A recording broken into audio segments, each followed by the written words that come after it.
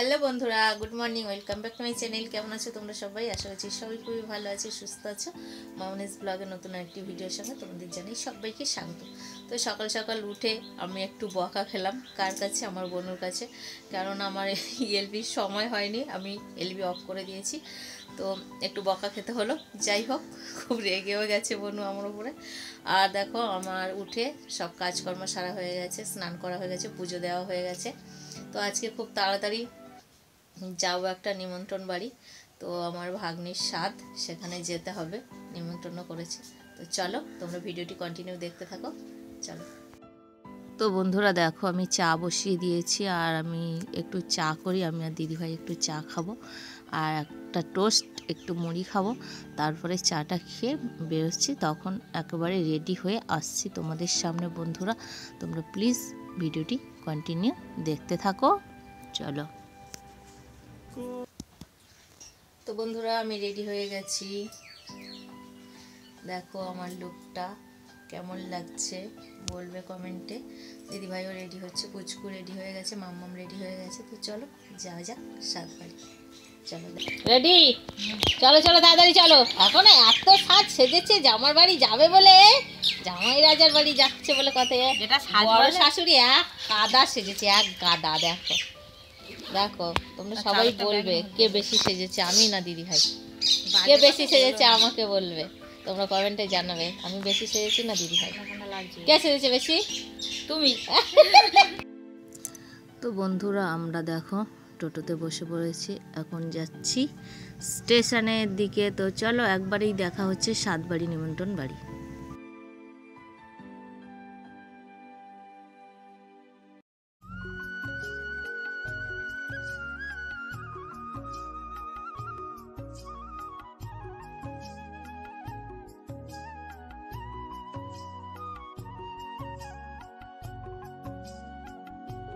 তো বন্ধুরা, একদম চলে এসেছি, আর একটুখানি আছে বাড়িতে ঢুকতে। চলো।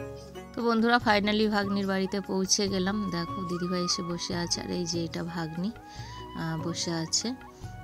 আর দেখো পৌঁছে গেছি।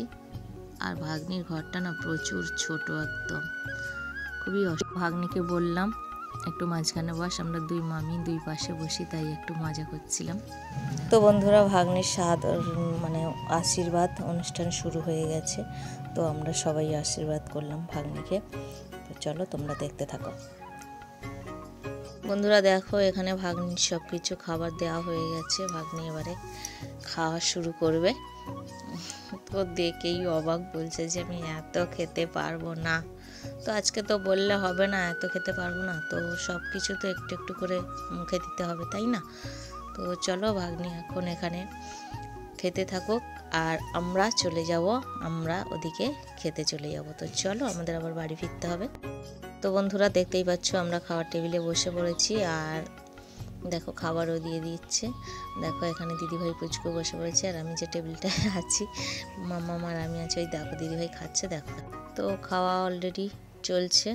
দেখো আমাকে, দেখো জামাই বাবা কত মাছ দিয়ে দিয়েছে।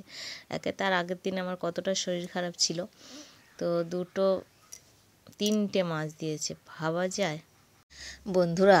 আর এখানে এসে না দারুণ খুশি হলাম রুশিকে দেখে। আর কি করছে দেখো, এখানে মাম্মামকে ধরে একদম, মাম্মাম আছে, পুচকু আছে, দেখো কতটা খুশি। আর আমরাও দেখে না ওকে খুবই খুশি, খুবই ভালো লাগছে ওকে মাম্মাম আদর করছে। দেখো আমাদেরকে দেখে এমন করছে, পুরো মানে মুখে হাত ফাত তুলে দিচ্ছে, তার জন্য ওকে ঘুম পাড়িয়ে দিয়েছে। দেখো ওর বাড়ির মা।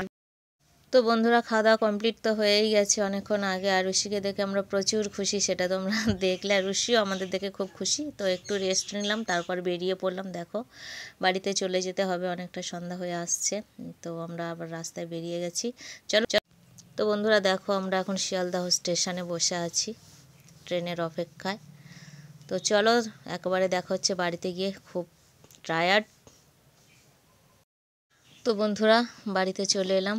দেখো, তো রুশিকে দেখে প্রচুর খুশি ছিলাম, ভাগ্নিকেও দেখে খুশি হলাম, খুব মজা করলাম আমরা সবাই মিলে গিয়ে। আর আজকে ভিডিওটি তোমাদের কেমন লাগলো অবশ্যই জানিও কমেন্টে। ভালো লাগলে লাইক করো, আর নতুন বন্ধু দেখে থাকলে চ্যানেলটিকে সাবস্ক্রাইব করে পাশে থেকো। চলো টাটা।